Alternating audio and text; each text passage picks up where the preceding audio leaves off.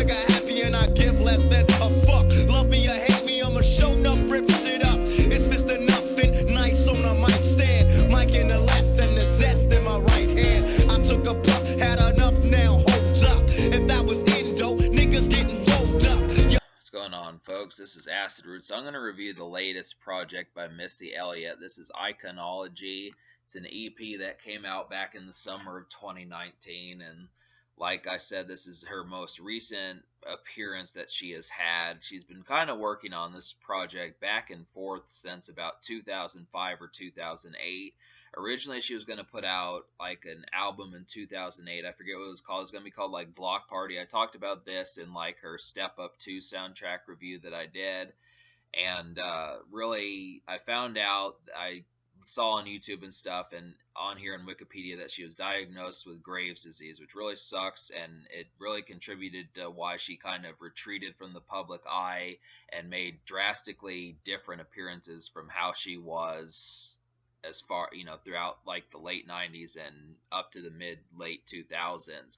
Really, she got Graves' disease somewhere in like 2008 or 2007 or something, and it basically just completely pulled the plug on future releases from her. And it's understandable because of that, but the Step Up 2 soundtrack and this Iconology are two really complete stellar moments as to proving that Missy, with a few more albums, definitely, it's just like a complete kind of like son of a bitch kind of situation, because it's like, obviously a Missy album back in 2008 would have been brilliant, a Missy album in 2012 would have been brilliant, a Missy album in 2016 would have been brilliant. Some of this stuff, dance music has kind of started to disappear. Ciara, while she's still around, for some reason it doesn't feel like she quite has the scope and the gravity that she had back in the mid 2000s. And she still has quality. I need to listen to her more. But then there's folks like Tinashe occasionally tries to do the dance type stuff. And there might be like a couple other City Girls, kind of half and half, that type stuff. But in terms of like the way that Missy Elliott was in like the early and mid 2000s, it's just not there.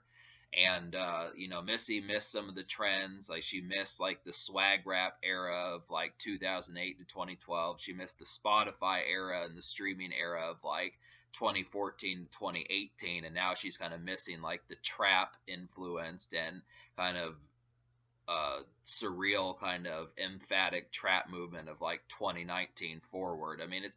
Trap has been around since like 2014, 2015, but really where it became like one of the main focuses, I would say, from like 2018 forward. But yeah, so Missy missed all those kind of trends that were kind of going on. It's just like, this very scant 4 song. There's 5 on here, but one's just an acapella of another song on here.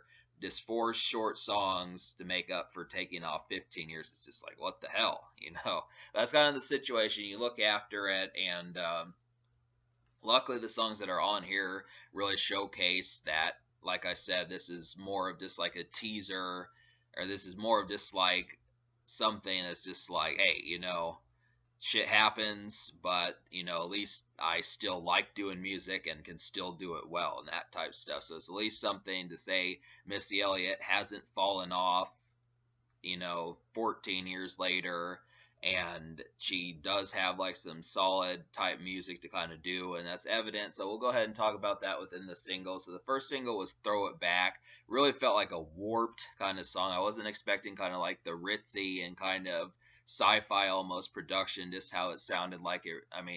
Missy Elliott's really good at doing dance songs, but the kind of vibe here felt really something like you're kind of hotboxing in a car or something. Really felt kind of, I can see folks getting up and dancing to this, but kind of in the context of like, like things are really going well. And I like the atmosphere about that, just because, yeah, I would say you can smoke a backwood to this and that type stuff, but it just kind of has like it has a muddled and overall kind of warped kind of feel towards it. It just felt kind of wacky, and kind of wacky in a good way. So I appreciate that. The second single was Drip Demeanor, and this is kind of more of an R&B type song. I kind of felt like I liked the hook on here. That was really good. Missy Elliott has kind of done like R&B. She kind of does that on songs like in the past, like One Minute Man with Ludacris. She was kind of sing-songy on there. And then also like teary-eyed from the cookbook. Just a few songs I remember that kind of has the R&B. But Missy's not really singing on here, but she leaves it to another chick on here who it says her name is like Someone or something like that. But that chick does a really good job on here. Kind of comes off as like some R&B, just showing more angles of Missy Elliott and kind of stuff. And it's a good kind of romantic, kind of laid back, kind of mellow vibe towards it. It's easy enough. I mean, really, considering that there's only 4 songs, you would think, hey, I want like the craziest Missy Elliott songs you've ever gotten. Ultimately, it's not that big a deal because really, I mean, these songs are good just to kind of say, um, you know, I'm losing the point of what I'm trying to say with that, but the kind of, I mean, I feel like the dance songs and the kind of crunk songs that we got on here definitely showcase like a very poignant kind of craziness, and I think that's kind of the concept there is, it sucks that it's only just 2 songs that we got of that, but it basically showcases that Missy didn't lose her art. And I think that's kind of the concept there. So the third single is Why I Still Love You. Didn't really care for this song. Felt really kind of just like a bluesy and kind of house cleaning kind of day, just off to the side and less emphatic and more just kind of day to day. And I would almost say dreary, but I think plain is the more correct word for it. Wasn't really a fan of this song or the a cappella version of this song. Pretty much the only blunder on the album. I mean, really, I suppose that it has its fitting just to kind of showcase that Missy has more personality than up and mid-tempo kind of songs, but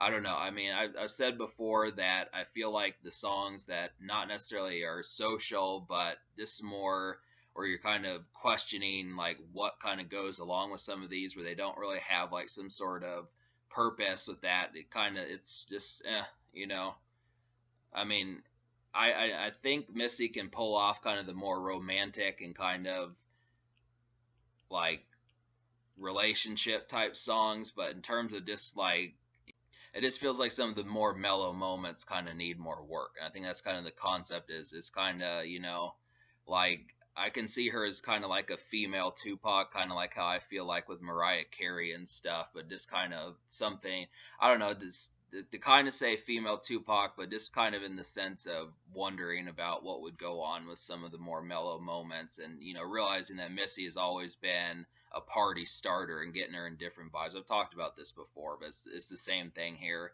And then Cool Off is basically the second follow-up. To me, it's the second best or the first best song on here. I like Throw It Back and Cool Off the most. Real easy kind of, I mean, this song, Cool Off, it's kind of different from the name Cool Off because it's actually a rather hype song. It probably has the most energy, kind of has like that bass on there, but I would have to say that I appreciate this one a lot. And it's an easy, just another day at the races kind of vibe for Missy Elliott being able to do that sort of thing, and it kind of works rather well and it pulls it off. So this is a thumper, has the nice energy, not quite as crazy as like some of the stuff off the Step Up 2 soundtrack, or like as quite as electric as the stuff off of Cookbook. Not to say it's bad, but the production just chooses from different angles. I think off first appearance, you might think that Cool Off is not as vicious, but it is. That's the thing. I don't want to say that it's any turned down in terms of quality because it's not. Throw It Back and Cool Off are easily 2 energetic songs, and they're like a shot in the arm for Missy Elliott after over a dozen years of being gone. So I'm gonna give this album a 7 out of 10.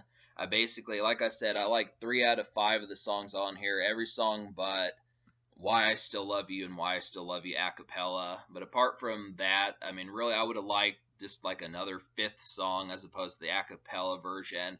I wonder what song we would have gotten. I wonder if Missy would have done like a smoking song or just like I don't know. I mean, really, maybe I almost wonder if Missy Elliott secretly doesn't like just being only known as like the party starter. I'd like to hope that she doesn't have that about her, but I wonder if she would have put like another song on here that would have done it, just because really it has been 14 years, so it would have been nice to have gotten a third one, because she packed like the most recent album I reviewed, like the This Is Not a Test, that was chock full of just raving cuts on there, and I feel like the Cookbook had more than a few also, so it would have been neat to have kind of gotten another one for all the years been gone. But for what it is, these are good. Missy Elliott hasn't lost her touch, but it's just short lived, and because of the problems that have happened, she's at least doing it, but you have to understand the basis, and this it's kind of like, hey, she can, but and in some cases she also felt like she had become obsolete, which is definitely not the case, just because this is a very open field. There are not folks doing like dance music like this. Most folks are trying to do like this neo trap and kind of disco more music. Well, maybe not so much disco, but like neo trap and kind of like sprawling, perfect music for like a Hummer or like a Maserati or something like that. That's what most folks are making it for. Is just like mostly the club, not in a dance sense, but just kind of in a sitting, getting drunk in VIP sense and that type of stuff. So it's good to get Missy Elliott, who actually reminds you that you move your body a little bit and dance a little bit and flirt with some of these women and show your moves type stuff. It's good to get that, but it just doesn't happen often enough. We need like at least 2 or 3 more of these Missy Elliott EPs every now and then. The social score, I'll go ahead and give like a 5 out of 10, just because I like 2 out of 4 of them, or actually I like 3 out of 4, but I don't know. I mean, I don't know how much this popular was. Most folks from nowadays probably don't even know Missy Elliott. She's kind of a relic in some senses, but I feel like this is kind of like an underground EP from her. I'd like to say it's good, but I don't know how much people are going to care. That's kind of the only problem, which they need to. They definitely need to care.